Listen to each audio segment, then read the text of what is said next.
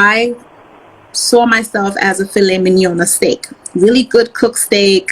You know, you season it with jerk chicken and sazon and sofrito, all the seasonings in the world. It's great with mashed potatoes and carrots, and you place it on top of a garbage can top, not a plate, a garbage.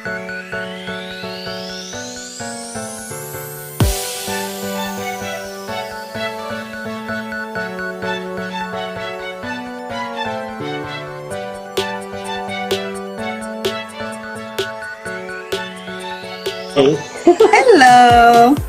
Hi, how are you again? I am great. It is beautiful and sunny here in Conroe, Texas. So yay. Awesome. Well, I am in Kingston, Jamaica, so not in America. Oh, okay, cool. Yeah, one of my best friends is from Kingston, Jamaica. Oh, cool. All right, so hello, everyone. Welcome to another episode of Conversations with Sharika. I am your host, Sharika Swaby, the Mind Reset Strategist. I am a speaker, a life coach, and the author of An Introduction to Freedom. This book will help bring an end to your mental lunacy. Okay, and today I have with me the lovely Phoenix Gibbs. She's also a speaker and a certified anxiety disruptor, as well as the author of 365 Days of Affirmations, right? So we're going to talk a bit about that. I am a big fan of affirmations because they're so powerful. But before we do that, Phoenix, give us a little bit about yourself, please. Hey everyone. Happy Thursday. I am Phoenix Gibbs. I am a speaker, published author, and anxiety disruptor. What I do is I help people disrupt anxiety and help them strengthen their minds so that they can navigate and master how to tackle an anxiety attack when it comes on. And I also help them experience mental well-being and functional, purposeful living, so that they can operate in their gifts and not allow anxiety to take over their whole entire life. And I know what that feels like because I dealt with anxiety my whole entire life. I've experienced it, and it was very debilitating, and it kept me a prisoner in my mind and in my body where I wasn't able to function. And one day I just had to make a decision and just be like, yo, chick, like, are you gonna live or exist? Which one? What you gonna do? So I had to literally sit with myself and say, okay, I control myself. And yes, anxiety does take place, but now I know how to navigate through it in a very authentic, loving, powerful way where I accept that I do have it. It don't got me, I got it. And I know exactly what I need to do for myself moving forward, where I'm being present in my life and not allowing anxiety to take over my life. And that's what I help other people do. And I feel like, especially this time in age, since we are still going through a pandemic, a lot of people are experiencing trauma, PTSD, and really bad anxiety. And so I said, I wanted to offer something that was valuable and tangible in that way, so I can help them kind of strengthen the mindset, because everything starts from here. And also anxiety is caused from some form of trauma or abuse or experience someone has gone through, that they either A, have shoved down and don't realize that they're still experiencing the trauma, or B, they're choosing to ignore it, but now it's coming to the surface and it's like, yeah, your spirit is telling you to pay attention to me. You need to deal with this in order for you to move forward in life. So that's the two types of people that I deal with when I'm working with people. Awesome, and that's really amazing stuff, because as you said, anxiety will keep you trapped. You're immobilized once you are always anxious. It prevents you from thinking clearly. Mm-hmm. You kind of get the sky falling syndrome.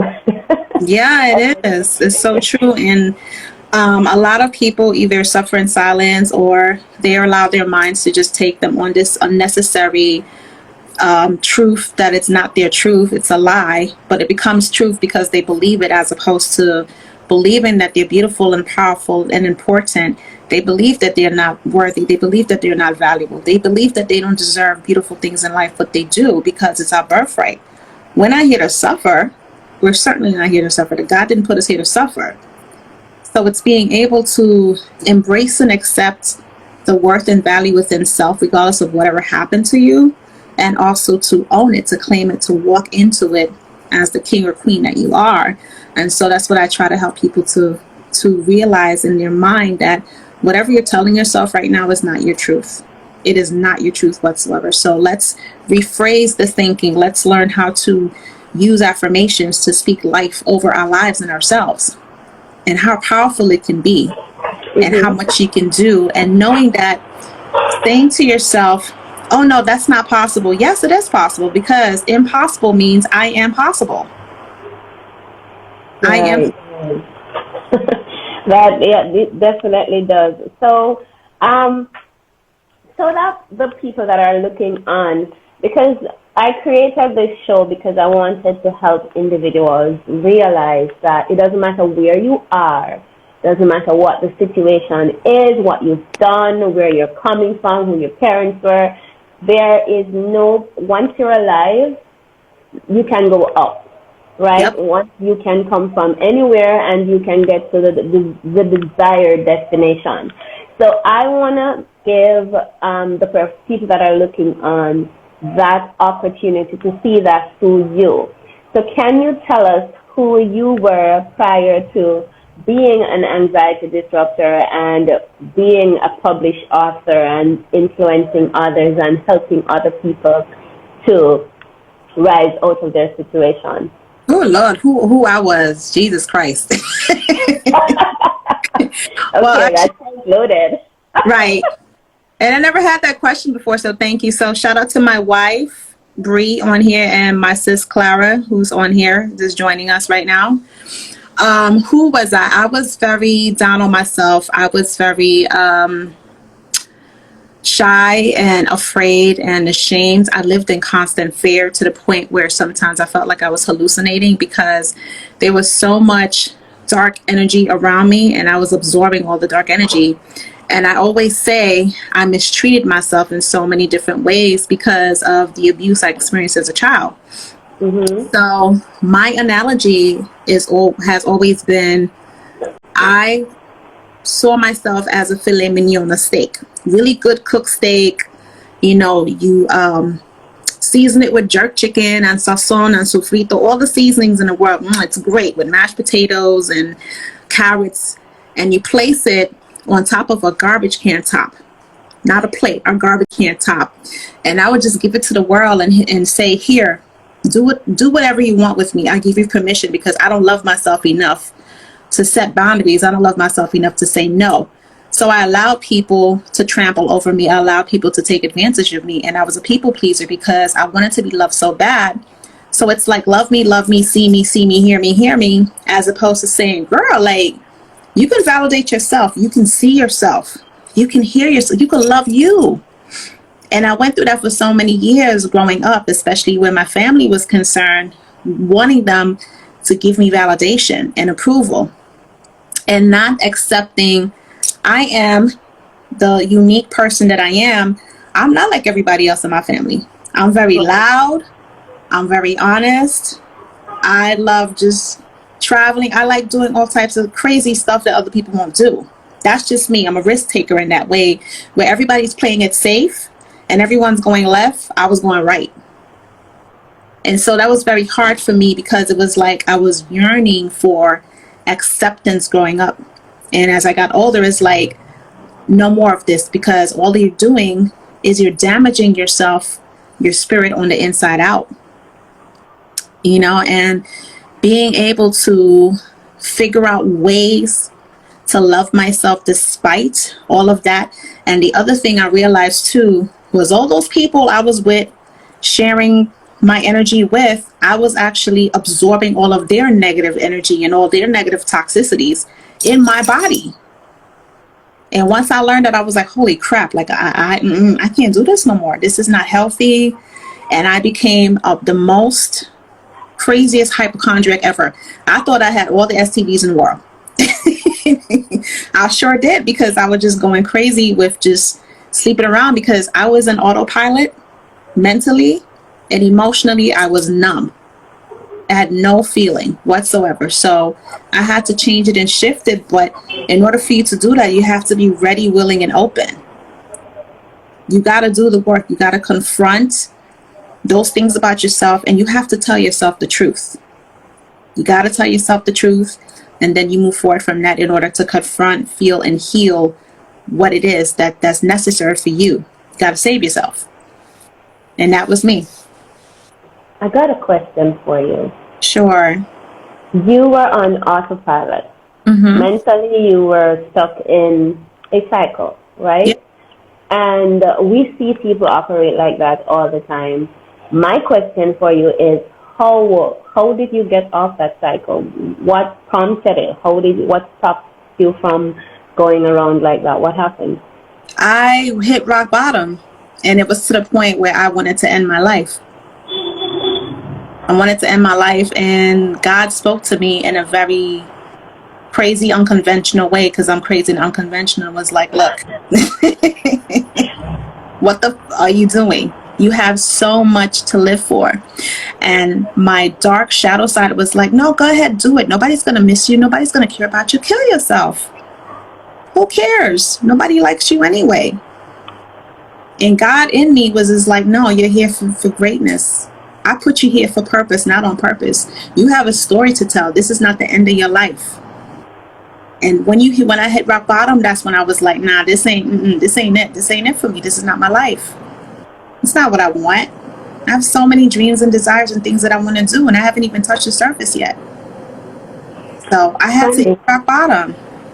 Yeah, it's funny. When you said that, it made me think of those cartoons. I'm sure you'd have seen these because you're not so young. As am I. Those cartoons where they have, the devil on one shoulder and yes. an angel on the. That's exactly how our thoughts work. Yep. There's one guy over here saying, "Oh, you're awesome," and the other guy saying, "You're crap." Yeah. And you have to learn to choose the one that's gonna work for you. So I'm glad you said that, and I hope that people who are looking and listening, they really do understand that your thought process is literally like that cartoon prediction. One angel over here and the devil over here, and you have to choose who you're going to listen to, yep. right? Because one is your lower self who has gone through all of this earthly plane and taken on all of the burdens, and then the other one is your higher self saying, no, you're better than this. So I hope people that are watching this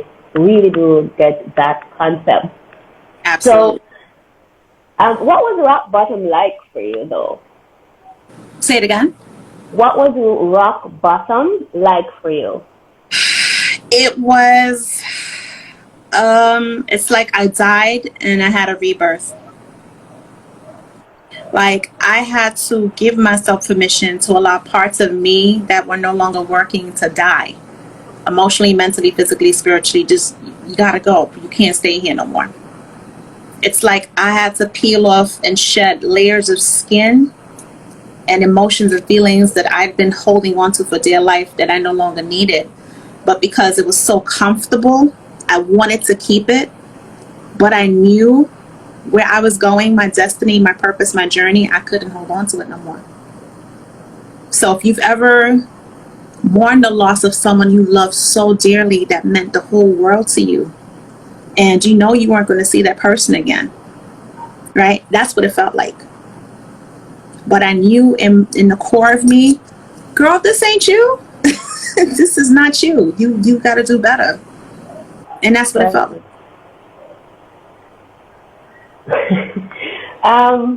So my next question to you is, because that process of shedding that person that you're not, but you're still hanging on to that person for dear life, and we all do that at some point. Unfortunately, a lot of us continue to do that until we die, yeah. Right? Mm-hmm. And we're not able for some reason to realize that that's not who we are, right? Mm-hmm. And I think for many people, they're stuck into what other people say about them, and they never took the time to say, okay, But that's your idea of me. That's your definition of me. That's your perception of me. But what about what I think? And what about what I believe? Do I get a say in who I am or who I'm supposed to be? So I think that's a crucial question that we need to ask ourselves too. Am I living according to what you said, or am I living according to who I am? You know? Mm-hmm. That's a really, really good question we have to ask. Tell us about your near-death experience. My near-death experience was in 2011. I had a couple of fibroids that got infected. I was also pregnant, and the babies couldn't develop because the fibroid was just taking over my whole entire being. And I had a DNC done, and they had to remove the empty sac. And the DNC actually aggravated the fibroid, and it ended up infected. So I was in the hospital for 13 days. And I had 8 antibiotics running through my system because they couldn't find the correct antibiotic to help me. And so the 12th day I woke up, my lips were blue, my whole body was gray, because when I looked in my palm of my hands, it was gray. And I'm like, oh, damn, I was about to die. And so I had a conversation with God because I was in my deathbed, and I was thinking about all the things I didn't do, all the things I didn't say, the leaps of faith that I wanted to take, but I was so scared to do it. The fact that I was beating myself up because I wasn't taking care of myself. I was doing for everyone else, and I wasn't doing for me. And I had to apologize to myself, and I had to say, okay, God, when we survive this surgery, not if, but when, I promise you and I promise myself, I'm going to do a better job of taking care of me and making sure my goals and my dreams are coming to fruition, that it becomes my reality and not everyone else's, because I was so afraid and worried about what other people thought, to add to what you said, that I didn't take the responsibility to make me happy. I didn't take the responsibility to make sure my dreams were coming true because I was so busy making sure everyone else's dreams were coming true. And so God had to sit me down, I had to hit rock bottom yet again in order for me to learn, because I'm a person that I don't like going the short way. I like to go the long way and get cuts and bruises and stitches and, maybe a broken bone here and there for me to learn my lesson. But I feel like the only way that we will learn in life, and the only way that we will really get wise in life, is we have to go through the battles. We got to go through the battles. We got to walk on the coal. We got to walk on the glass. We got to crawl. We got to get up and do it all over again. Because if you go the short way, you ain't learning nothing. To me, anyway. And so when I got out of surgery and I touched my scar, and I was just like, well, damn, my scar is going to become my accountability partner and symbol. So every time I feel discouraged, every time I feel like I want to give up, I touch my scar, because it's like, yo, chick, you almost died. Chin up. But the crazy part about that is 3 weeks later, after I had the fibroids taken out and almost died, I had to have a second surgery because my gallbladder was damaged beyond repair. So I was healing from one surgery going into another surgery. And God was like, yeah, this is me telling you, you're going to listen. You're going to really listen to me when I talk to you, and stop being stubborn and stop being hard-headed. And this is your journey. This is a story that you're going to tell other people.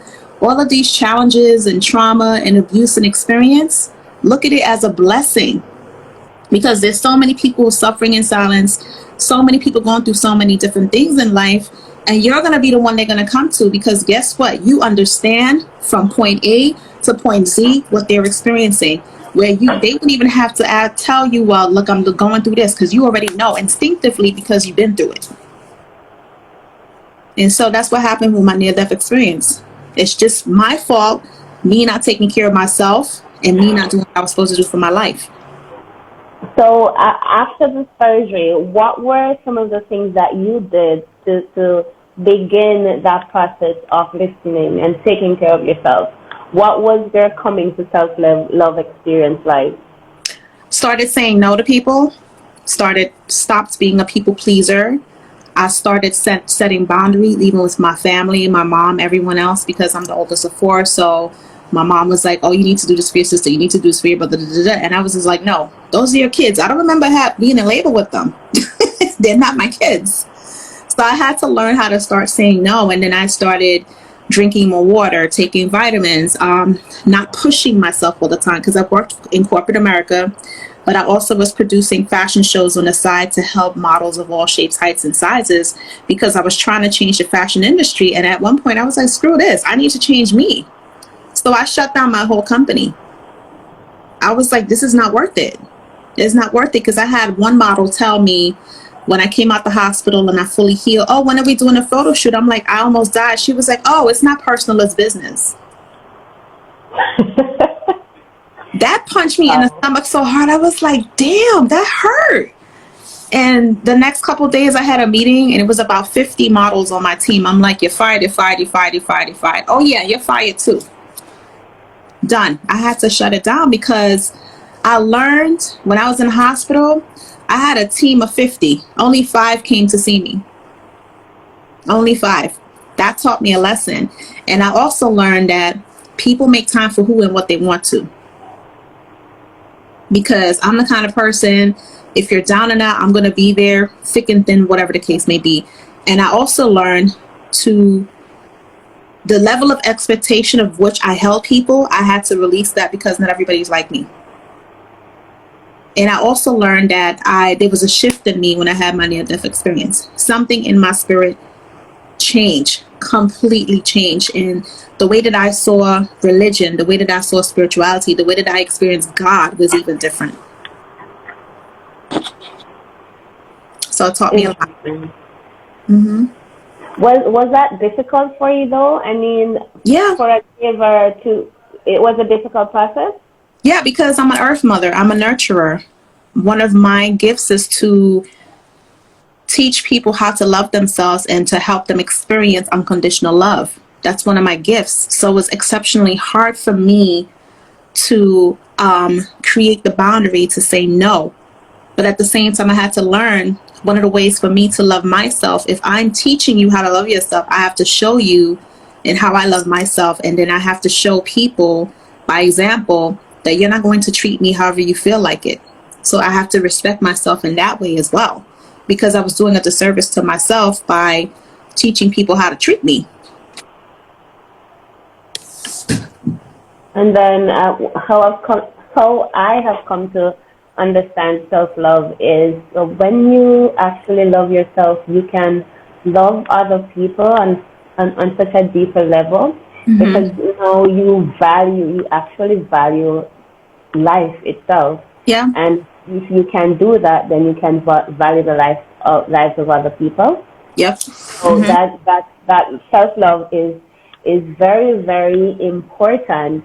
But people struggle with this, right? And you mm-hmm. said it was difficult, even though things, and I've had my own experience, not the near-death part, well, probably. But people say that self-love is not a thing. I think when people hear the term self-love, they think, oh, it's you being selfish mm-hmm. and you not caring about other people.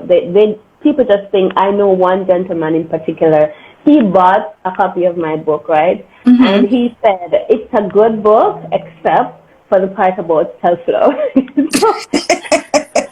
So I was like, one day when I have some time, I'm going to sit you down and I'm going to try to explain what that is to you. Mm-hmm. But what would you say to someone who is grappling with the concept of self-love?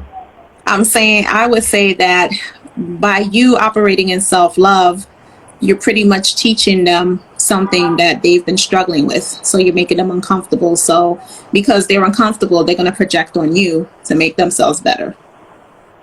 But how does someone know when they're not loving themselves? So you, hold on, if you had to hit rock bottom, right? Mm-hmm. You had to learn how to love yourself. You got to a bad place. But for the average person, say maybe living a middle-class life, they're probably thinking, I have a good job, my family is great, I'm not suffering, and I take care of everybody, and I consider everybody, and I take time to take care of myself. Mm-hmm. But they're still saying this self-love thing is selfishness. Now, because they're not in a place like, say, you were, it's hard for them to grasp that, right? Because they don't see anything wrong with what they're doing. I think sometimes 9 times out of 10, even though they have everything they need and they want, or so they think, sometimes they also feel like something's also missing, but they can't pinpoint what that missing thing is. And do you think self-love can actually bring that thing to them? Absolutely, because it's a deeper layer and a deeper level of discovery of self. Because we're always in learning mode, we're always in healing mode. There's always something to learn, and there's always something to heal in your life. And it doesn't have to be anything traumatic per se. It could be something that your mom and your dad told you growing up that hit you like a ton of bricks that still bothers you as you get older. It could be something you experienced on the job. So it could be lots of different things that cause that. In self-love, I mean, to me, I always tell people, you have to define what self-love means to you, because love in itself means different things to different people. So self-love, what is it, your definition of self-love? What does that look like? What does it feel like? How do you act upon it? It's different for different people. And it could also be sometimes too upbringing. If your mom or your dad loved you a certain kind of way, you know, if your grandparents loved you a certain kind of way, or even your family's definition of love, or, you know, generational stuff. It's so many different aspects of it. And so when you grow up, you think that self-love or love in itself is always buying gifts. Or it could be words of affirmations, or it could be, let me cook for you. So many different people have different aspects of self-love or love. But I think, huh? I was just saying the love languages. Yeah. So when a person is questioning about self-love, to me, sometimes it's probably something that they're missing or they're lacking. They don't know it sometimes, or maybe they do, but they don't want to be honest about it because of what Tom, Dick, Mary Jane, and Sue's going to say. That's true. That's true. So, prior to writing your book, right? It's 365 days of affirmation. I've seen a couple of them. When I started out doing affirmations, I started with simple statements. I am statements, right? And now my affirmations, I still do those sometimes, but now my affirmations have gone on to simply just sitting down and giving myself a whole paragraph, you know, just talking to myself in paragraphs or probably essays. But tell us how your affirmations, the ones that you've written and others, I'm sure you have more, tell us how that process helps you to heal and to love yourself and to believe in yourself. Because I know coming from where you were coming from, that must have been a difficult process. And I know that affirmations take some time. So tell us about that journey.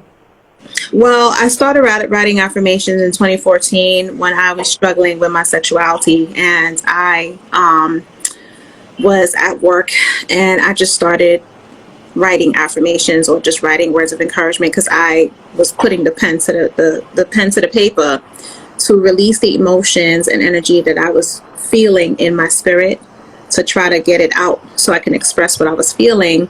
And it just turned into different affirmations, and I just started sharing it on Facebook, because I'm like, okay, if I'm feeling this way, I could only imagine what other people are feeling.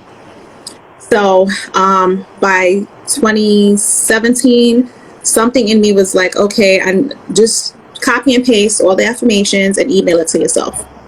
Email it to yourself. I didn't find that email until 2019, and it was 187 affirmations I'd written based on my life stories. Whatever it is I was experiencing, I would start creating an affirmation for it. Because I felt like it was just powerful. It was powerful to me. It empowered me in a certain kind of way to see everything I've gone through in my life so far, that I was still here, that I was born for purpose, that I was a warrior, that I was resilient, and I wanted to convey that when I was creating them affirmations. And it did something to my spirit, and it shifted me mentally, emotionally, physically, because I was doing it every single day. And they say practice makes perfect, so it was repetition. Everything was repetition to the point where I started believing it. I started knowing it. I started reciting it. I lived it. I ate it. I slept it. I breathed. It was part of me. I implemented it as part of my life. Just like when you take vitamins, affirmations became my vitamins. And this right here is a powerful thing. So imagine that you can manifest in your mind negativity and anxiety and create symptoms in your body. So if you were to say, I'm healthy and I'm healed from whatever it is I'm going through, and you say that for like 45 days, what do you think is going to happen? Your whole perspective changes, because you don't give any negative energy, toxicity, no type of room to fill here. Life-changing. And that's what happened to me. It is. And as we know, we're always thinking. So whenever that thought comes up and you repeat that affirmation, it immediately dies. Absolutely. It no longer has a stronghold in there. It doesn't have any foundation to stick to because you've already done the work. Yep. So when it pops up again, you just remind yourself, oh, that's not me. That's who I used to be. Yeah. And it just goes away, and that's how you build a strong mindset. And as you said, you can literally make yourself sick. Tell us a little bit about the hypochondria. What were some of the things that you were going crazy about mentally? What were some of the things you were telling yourself? Well, because I was very promiscuous. Like I told you, I thought I had all the STDs in the world. I thought I had HIV. I thought I had AIDS. So I was running to the doctor's office every single chance I get. But the other part of my brain was just like, well, this is probably a form of suicide. So you might catch it in a way because nobody cares about you. So continue fucking around and do what it is you wanted to do. So the hypochondriac brain was saying, you're going to die of an impending death, because that's what it is when you have hypochondria. It's fear of dying of a disease or an illness or a sickness or something, and it always plays in your mind over and over again. The most healthiest people that have impeccable health and nothing wrong with them whatsoever are hypochondriacs. And they will go to the doctor over and over and over again. They're taking care of themselves. They're reckless once in a while, but they'll go to the doctor over and over again, have a clean bill of health, and they still do not believe that. They always believe something's wrong with them. They do not believe that they're healthy and happy. There is no chance in hell that I can be happy and healthy.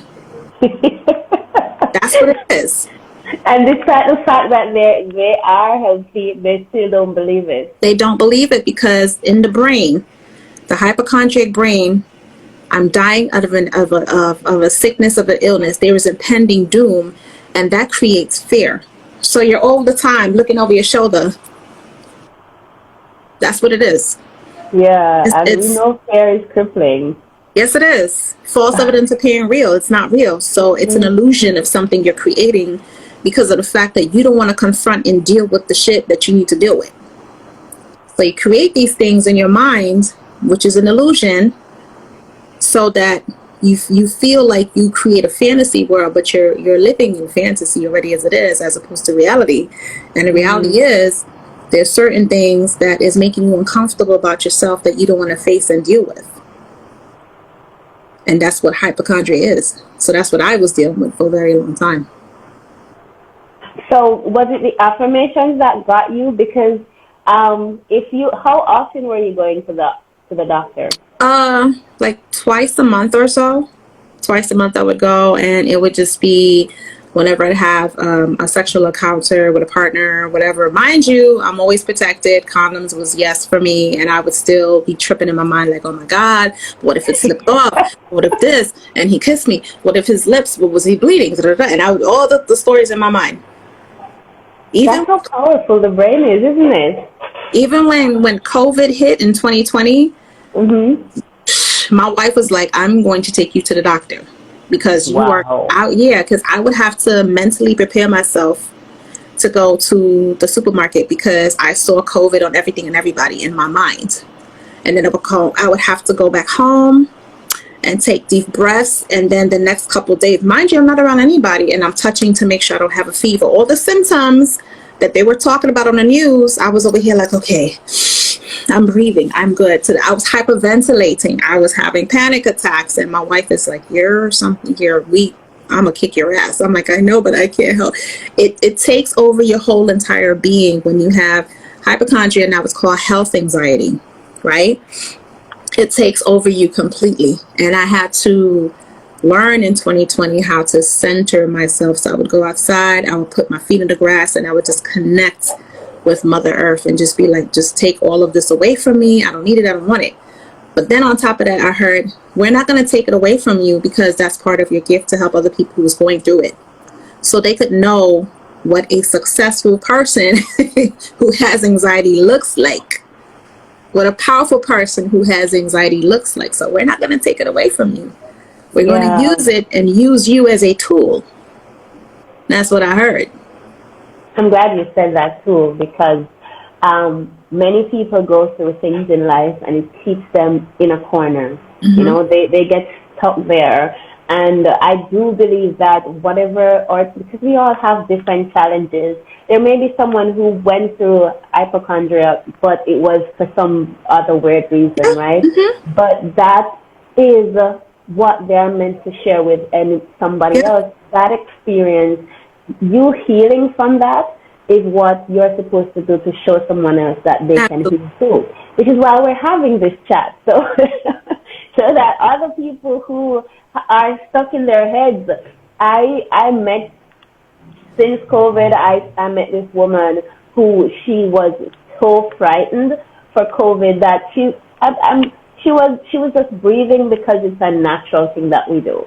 If it had been something that you're supposed to do, think about to do, she wouldn't be breathing. Yeah. Because the only way breathing was happening is because, the only reason it was happening is because it's a natural thing, you know? It's on autopilot. Had it been anything else, she'd have scared herself to death. Yep, absolutely. And that's what it is. Like, you scare yourself to death. Like, I had a fear of driving for a very long time, so I never learned how to drive. I got my license when I was 42, and I'm 45. Because I had 2 accidents when I was younger, and it really, really was frightening of that point. And I said to myself, yo, you almost lost your life. Like, what? I feel like a cat, 9 lives, you know what I'm saying? So for me, it was just like, let me just learn how to do this. It's something that I always wanted to do, and I put it off.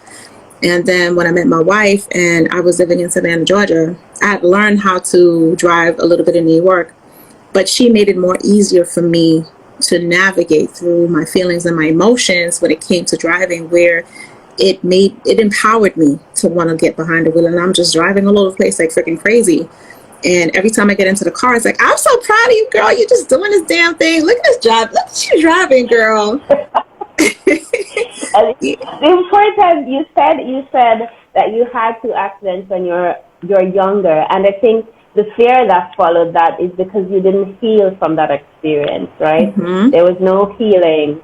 So because there was no healing, there was no attention to it, it was so scary, we just stuck it in the back of our minds, or you stuck it in the back of your mind and it stayed there, nothing was done about it, and it kept growing into something bigger. And then based on your personality with the hypochondriac, I can imagine your mind playing some really crazy games with you. Yeah, it was. And that's the thing that people don't realize. Whenever you go through traumatic experiences, if you don't confront it and sit in the pain, sit in the emotions, like really, really sit in it, confront it, that's the only way you're going to heal. You got to walk on the coal and walk on the glass to get to the other side.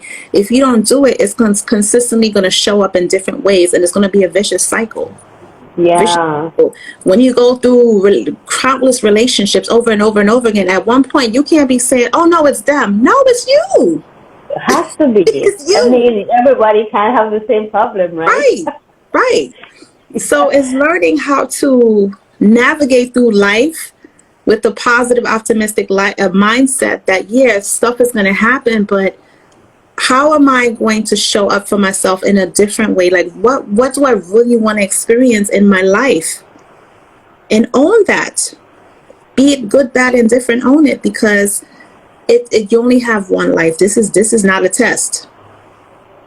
I'm living my second chance at my life because I had a near-death experience. And I thought that to me was also a rock bottom that I had to experience in order for me to appreciate this sacred temple right here. And I always say that, I always tell people, please don't wait until you are on your deathbed about to take your last breath to have the shoulda, coulda, woulda, and I do that, and I didn't, and have regret when you die, because at that point it's too late. Yeah. If there is something you want to, just do it. Don't worry about what if you fail or you fall. Guess what? You're gonna get back up anyway. Because if you think about if you think about today, all the experiences and things you experienced 10 years ago, you could laugh about it and be like, damn, I can't believe I was so stupid, but I grew from that situation. I didn't get the job that I wanted. I got a better job. The person I was with was not the right person to me. For me, I found a better person, or whatever the situation was. You were able to flourish and rise up from that situation, and you're going to do the same thing over and over again. So why hold yourself back in your life because you're scared? I'm scared all day, every day. But you know what? I still do it anyway. I still do it because I'm like, what do I have to lose, honestly? If it don't work, It don't work. Tomorrow, once I wake up, thank you, God, universe, for waking me up this morning. Thank you to my ancestors or my spirit guides who protect me and woke me up this morning. Okay, let's start the day. What's going on today? And that's how I see it. Yeah, I think one thing that we need to drop as human beings right across the board is that victim mindset. Mm-hmm. Once we understand, and this goes for everybody, once we understand that life is not happening to us or against us, but for us. It's happening for us, just like you. Your hypochondria was meant to teach you how to teach somebody else, right? Mm-hmm. Your lack of self-love was meant to teach you how to teach somebody how to love themselves too. Everything that we go through, I don't think anything is a mistake. It doesn't. Everything is a lesson. It's necessary for the development and the transcendence of your soul. Mm-hmm. Therefore, when you lose the victim mindset, you're able to see the power in whatever you're experiencing. So I'm glad you brought that up again. This is going beautiful. I love it. I think too, for me, I realized that all of my experiences I went through was for me to have the platform that I have where I'm able to be as honest and real and transparent, because in the type of world we live in right now, everything is so freaking, I feel like it's an illusion. Yeah. Like you're looking to celebrities for this and for that, where their life isn't perfect, but there is a facade. You know what I'm saying? There's no perfect human being on this planet.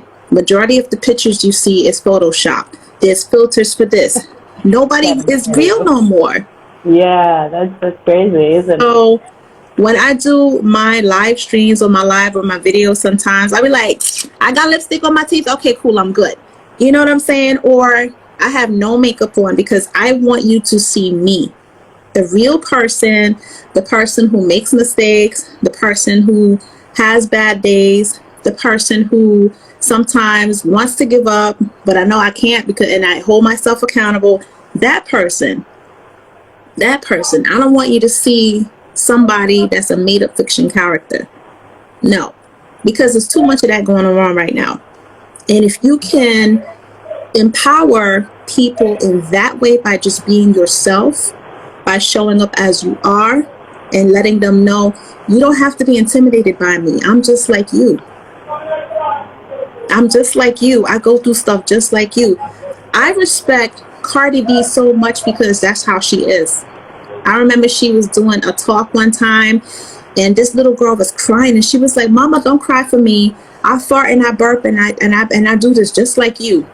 She's like, I'm not perfect. I go through my stuff just like you. I may have money, but that's it. I didn't go to school. I didn't do this. And I'm a high school dropout, whatever else she said. And to me, I was like, much respect. because nobody knows what goes on behind closed doors unless you talk about it. Yeah. And then when we put the false perception out there, it prevents other people from stepping into their power, because they're thinking, oh, if this is what I need to look like, and if this is who I need to be, then there's no hope for me. Exactly, because now you put so much pressure on yourself to live up to the expectation of this person or whatever. Let me tell you, my family on my father's side, almost all of my cousins, my siblings, been to college, got a degree, they got this, they got that, blah, blah, blah, blah, blah. I'm a college dropout. I'm going to tell you in a minute. I'm a college dropout. College wasn't for me. I wasn't going to go to college because everybody and their mama wanted me to go. I'm that chick that when you go left, I'm going to go right. Or if they say in the fashion industry, oh, the color of the season is purple. Guess what I'm wearing? Gold. You know, I always say, instead of, you know, thinking outside the damn box, break the damn box down and build a square, a triangle, or paint the box green, yellow, purple. Like, you don't have to do what other people think you should do. Even when it comes to coaches and speakers and so on and so forth. Oh, you got to make 6 figures, or you got to do this for Instagram. You got to have this amount of followers. You got to do this. I don't have to do nothing I don't want to do. That might work for you, but it's not going to work for me. Oh, you need to charge $10,000. What if my market isn't people who make $10,000? What if my market is the people who are regular people, 9 to 5 in it, that need help? What happened to those people? There's a guy named King Hollis, and he says he sees motivational speakers always talking to the rich, but what happened to the broken people? What happened to the people who's going through some stuff? What about, don't they matter? You know, in the coaching industry, $10,000. Right. The coaching industry, I notice, is high ticket, high ticket, high ticket, high ticket. I totally get it. You got to live, you got to eat, you got to survive, and so on and so forth. But those people don't have to give you their money. They don't have to. What are you giving to them in return? What is it that you're offering them that's tangible for them to have an experience that's memorable for them to remember? This person actually cared about my well-being. This person actually cared about who I am. This person actually wants to help me because they want to help me, not because of the $10,000 I'm putting in their pocket. And that's why a lot of people don't want to go to coaches and therapy and so on and so forth, because it's like, damn, that's like a whole bunch of money. You know I don't got that money. It's that kind of thing. So that's why oftentimes for me, I feel like me speaking my truth and me talking about things I talk about on my YouTube channel or my Facebook or whatever, I'm always sharing information. You can find information on Google, but if someone has actually experienced what you're going through right now, and you have that tangible reciprocity of energy going on, and it's helping you feel good about yourself, why not just share the damn information? Yeah, just let it all out there. It's not going to kill you. Yeah, and it's healing for you too. Yeah, it is. It is. I know my YouTube channel, when I started it, was complete therapy for me. Because I was sharing completely from my heart. Everything that I felt that I was sitting on and needed to share, everything that my heart was full of. My YouTube channel, you could go through it and come back from a complete mental breakdown, because there's something there about everything. Yeah. And it was just what I was feeling and what I was expressing, and I just let it all out there. I didn't hold anything back. So, yep. And it was healing for me. It was completely, it took me from one place to a whole new level. Absolutely. You know? And so do it if you need, do what your heart says you should do. Absolutely. And that's how I operate. I operate in my gifts, but I operate also in what my heart tells me to do. And I'm the kind of person to, like, if I don't want something bad to happen, or I don't want my wife, my mom, or people I care about to experience something bad, I'm not going to do that to another person. because that's somebody's child, that's somebody's daughter, father, uncle, auntie, niece, cousin, mother, whatever. And so I'm very mindful of what I put out in the world, exceptionally mindful. Now, one big question, when I was thinking about you for this interview, and I thought, what if Phoenix was not her birth name? It's not my name. So, and I thought about it because of I saw tips on this there here and there, and I remember, I think one of my first posts on my Instagram was a phoenix, right? Because I felt like I had gone through it, I burnt off all of that, and now I'm ashes rising up, and I was using that even on my WhatsApp for several months, right? So I thought, Phoenix, what if Phoenix is not her real name? So I'm asking you, what's your real name and why Phoenix? My real name is Dillis, as in Phyllis, but with the D, Dillis. And I was named by my grandmother. I was named after my aunt. It's a very unique name. My mother's from Belize, my father's from Haiti. So it's a name that my grandmother from my mom's side gave me. Phoenix was given to me by Egyptian goddess Isis, who is my spiritual mother, who I work with in 2021 after I went through a very powerful spiritual ascension, initiation, awakening process. And that is my spiritual initiation name, which was given to me. I was making some healing bracelets for a client, and I heard, "Rise from the ashes as the phoenix you are, my beloved." And I was like, what? And she said it again. "Rise from the ashes as the phoenix that you are, my beloved." And so that's when I started, okay, Phoenix. That's where it came from. Because I wouldn't have thought of it myself. So yeah, I can imagine. Yes, so, a quick question. How do you know because we kind of hear voices all the time, right? It's the voice in our head that's always talking. It's the mind that's always talking. So we really are always hearing voices, right? Some of us make us crazy, and some of us learn to live with it, and others of us transcend it, right? Yes. So my question is, how do you know when it's the lunacy of your mind speaking versus when your guide is talking to you, when God is talking to you, when you're being guided? How do you know and when you're being crazy too? How do you know the difference? It's the feeling, because the way that she made me feel was a motherly, unconditional love I've never felt in my whole entire life, that I yearned for a very long time.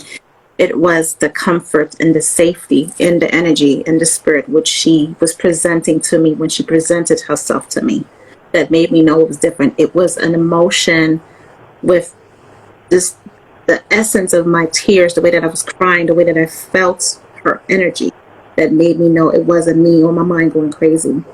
Because I can tap into spirit. Like, I'm a medium, I'm a psychic, and I work with a couple of angels, ancestors, deities, and so on and so forth.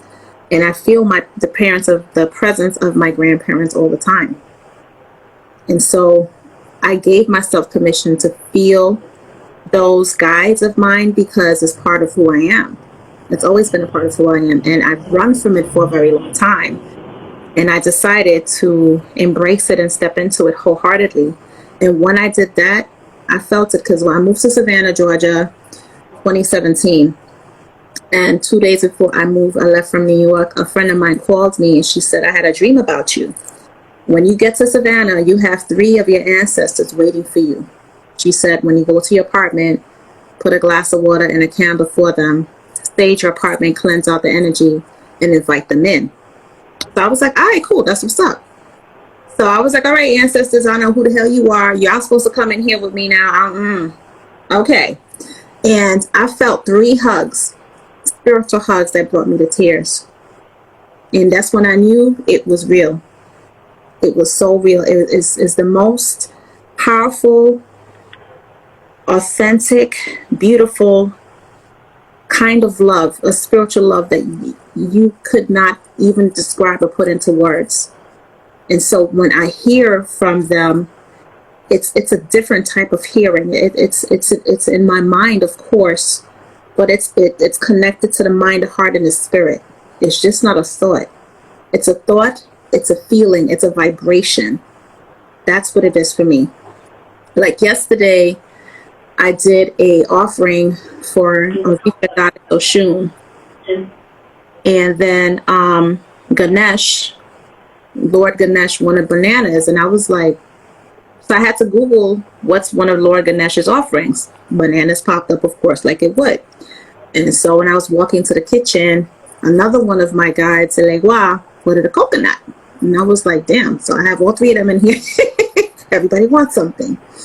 But it's the level of respect I have for my ancestors, is the level of respect I have for all of my guides that are here with me because of what they represent in my life, because I feel and I know all of the times when I was going through some hardships or trauma or putting myself in dangerous situations, I was being so covered and so protected.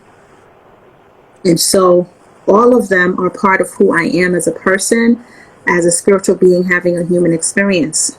So whenever I go through something, or if I hit rock bottom, near-death experience, whatever it is I'm going through, I know that they're always with me.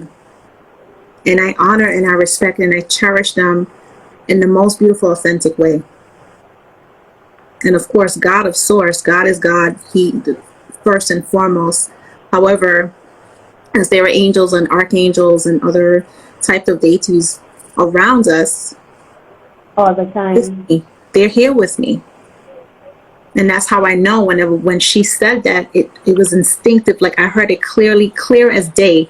And it's something too, when they're next to you and they're telling you stuff, it's not something that you would come up with on a regular basis. Oh, I agree. Like, what? Phoenix? What? Me thinking? You know what I mean? So that's how I got the name. But thank you for asking that question. Remember, a couple of people asked me a question, like family and friends, like, we got to call you that. Can we just call you by your nickname? I'm like, you can call me by my nickname, but I want you to acknowledge that it's part of my identity now. I am Dillis. I am Victoria. I am Phoenix. I'm a speaker, author, anxiety disruptor. I'm also a mother. I'm a wife. I'm a daughter. I'm a sister. I'm a friend. All of those encompass everything of who I am. And I am who I am in all of those things. That's me. Now, as I listened to you speak about that, and you said that they're angels and archangels, and we're so over time, but this is a good conversation, right? You said that they're angels and archangels, and they're always around us, and they're always protected. It makes me wonder, isn't it that we're not tapped in? Mm-hmm. Why everybody does not have an experience like you had? And then the next question is, how do you explain this to someone who's a Christian and thinks you are connecting to woo-woo and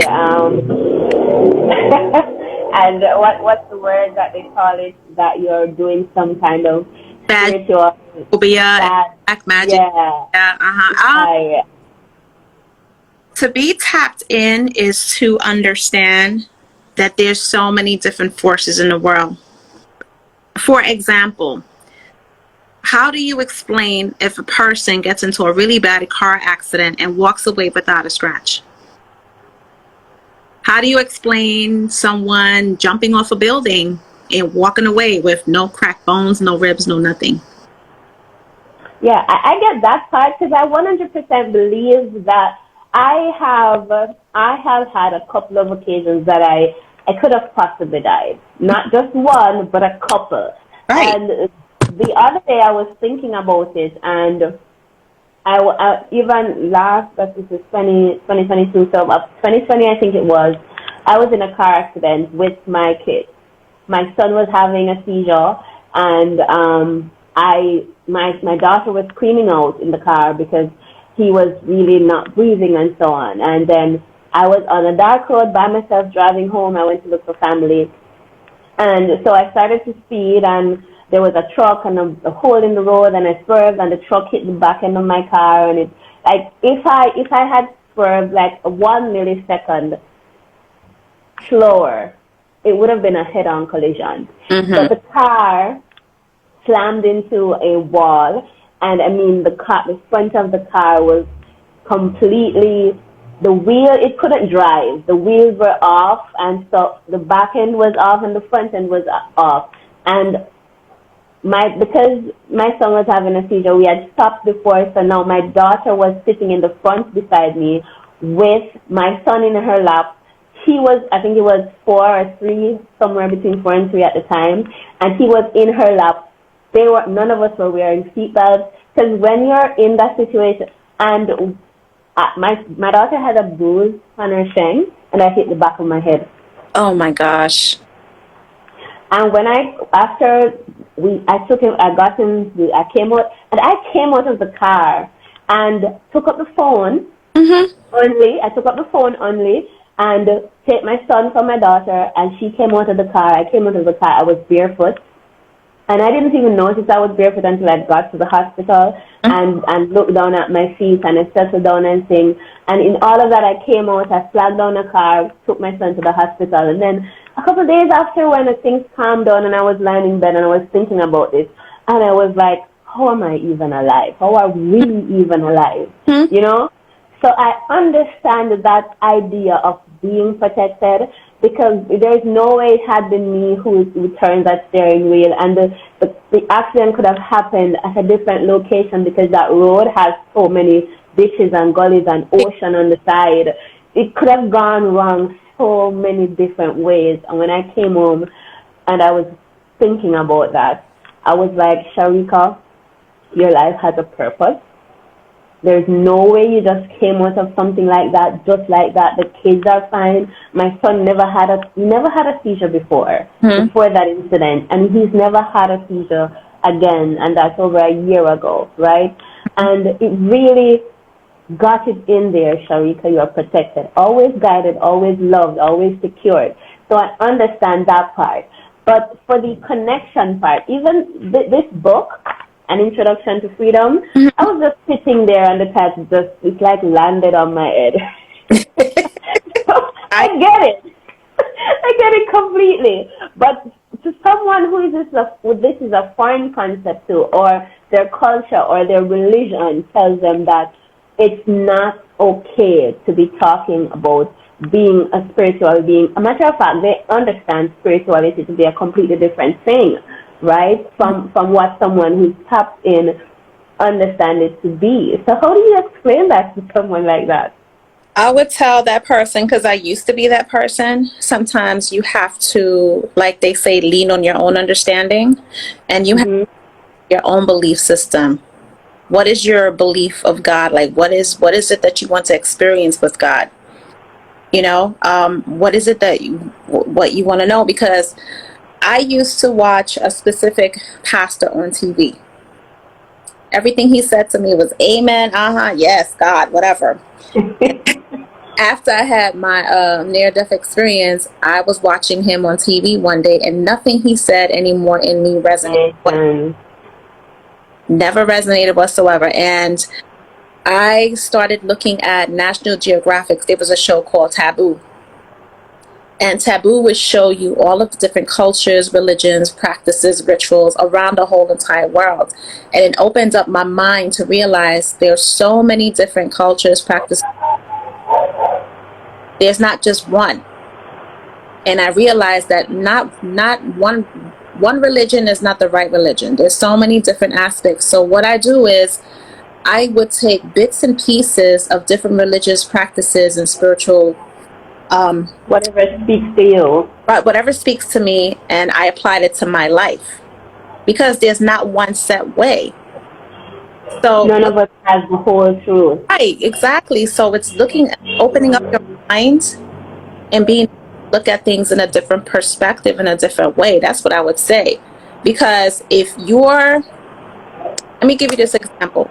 What if you were in church your whole life and nothing that church is saying to you resonates in your spirit. You just feel like, it's just church. When you go to church, you're supposed to feel some type of experience, right? But if you're not feeling that experience, and then you go to, I don't know, a Buddhist temple, and you felt the most calm and peace in that Buddhist temple, wouldn't you want to feel that way all the time? You know what I'm saying? Yeah. And some people, sometimes they fight the urges because of what they were brought up with, and it goes back to, what are my family and friends going to think? You know, and my grandparents was the biggest churchgoers ever. So when I came out, when I came out, it was just like, oh my God, it was just like an abomination. This, that, next, and blah, blah, blah, blah. The list went on and on and on. And I was told so many different things, and I just had to remember who I was, and I had to remember my life is my life is my life. Y'all lived all of your lives already. I have to live mine. I have to figure out what this life looks like for me. And it's honoring yourself and honoring God in the most respectful way to go down your own path. Whatever that path is for you, because it may not be, if you grew up Catholic, that Catholic may not be for you. You might want to be Buddhist. You might want to be Jehovah's Witness. I don't know. It has to be something that resonates with your spirit. If your spirit is not happy and at rest, you're going to continue to have all these different cycles and stuff going on in your life because you're not happy, you're not at rest. And that's the last thing that anyone wants to do before they take their last breath. Okay, I think that covers that. Right. What would you like to be said about you when you leave this dimension? She did her best to make sure that people knew who she was, but she also did her best to make sure that people knew how to find ways to bring out the best in them. Got it. Hmm? What is 3 to 5 of your mostly used and best affirmations that you use for yourself to keep you in the state of mind that is preferred for you? The first one is the one that's behind me, day 45. I just turned 45 in February, and it says, I was built to be unstoppable, unbreakable, unshakable. There is nothing big or small that I can't handle or overcome. Nice. Number 2? Number 2 is, and open up to the page. How about that? I am a survivor of all that I have overcome thus far and what is yet to come. I speak my desires into the universe in order for life to truly happen the way I desire. There's another one, I think it's 219. And it says, I inspire others by speaking my truth and sharing my story, struggles, and experiences as so many people are suffering in silence. And number 11, because that's my angel number, that one says, I consistently invest in myself so that I can truly grow into the person I know and feel myself becoming. Always investing in myself, be it emotionally, spiritually, mentally, physically. Investing in yourself doesn't have to be finances. It could be pouring into yourself on so many different levels. That is different parts of life: emotional, mental, spiritual, physical. How are you pouring into yourself? So those are my 4. Awesome. And I love all 4 of them. If today was your last day, what would be the one thing that you want to say to the people who would have had the opportunity to hear you say something? That's a good question. If today was my last day, what would the people who did what now? What would you want to say to the people who would have been able or have that ability or access to you to hear you say something? That I am exceptionally fully grateful and thankful for the life that I've lived, that I don't have any regrets, and I hope that the way that I live my life gave them inspiration and empowerment and put a fire in their ass to live their lives. Put a fire in their ass. That's amazing. Thank you so much, Phoenix, for being here with me today. We had an amazing conversation, and I'm sure that everyone who joined us really did enjoy this chat. And do you have any final thing that you want to say to the people that are here with us today? Just live your best life. Do the best you can. Give yourself grace and compassion, and practice self-love on a daily basis, whatever that looks like to you. And make sure that you consistently put yourself first, and know that you not only don't beat yourself up, but also pat yourself on the back and celebrate your wins, be it big or small. And when you wake up in the morning, be grateful for waking up the next day. And when anything is challenging, just do this. And put your hand over your heart and listen to this gift that's a heartbeat of yours, and know that you're still here. It's a blessing. It is. It is. It surely is. Okay, everyone. Thank you so much for joining us today. This was an amazing conversation. Thank you once more, Phoenix, for being here with me. So, guys, I am here every Thursday having an amazing conversation. It may not be about something like this. It may be about money. It may be about business. But it's always something that has the ability to help you live your best life. So follow me if you're not following me yet. And also purchase a copy of my book. The link is in my bio. And this book, someone said to me, your book gave me the opportunity to know myself. And it has that ability for everyone. It's called An Introduction to Freedom. And it's not freedom, physical freedom, it's mental change, right? It's what you view life to be. So purchase a copy. Follow me if you're not following me yet, and check us out next Thursday. We'll have another conversation. I think next week will be about business and money. So I look forward to that one as well. And thank you once more, Phoenix. This video will be on my YouTube channel, and all of Phoenix's links, how you can reach her, will be there as well.